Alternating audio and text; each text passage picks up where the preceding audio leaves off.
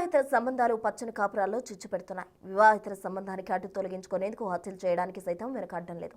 ఇలాంటి ఘటనలతో కుటుంబాలు చిన్న భిన్నం అవడంతో పాటు బాధితుల బిడ్డలు అనాథలుగా మారుతుండడం అందరినీ కలవర పెడుతోంది. తన వివాహిత సంబంధానికి అడ్డుగా ఉన్నాడని భావించిన భార్య ముగ్గురు వ్యక్తులతో తన భర్తను హత్య చేయించింది. ఈ దారుణ ఘటన ఖమ్మం జిల్లాలో చోటు చేసుకుంది.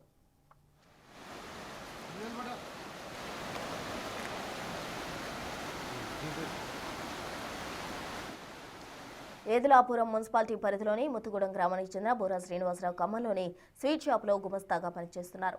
శ్రీనివాస్ భార్యకు అదే గ్రామానికి చెందిన మరో వ్యక్తితో కొన్నేళ్లుగా వివాహిత సంబంధం కొనసాగిస్తోంది. దీంతో శ్రీనివాసరావు అడ్డు తొలగించుకోవాలని నిర్ణయించుకుంది. ప్రియుడితో కలిసి భర్త హత్యకు స్కెచ్ వేసింది.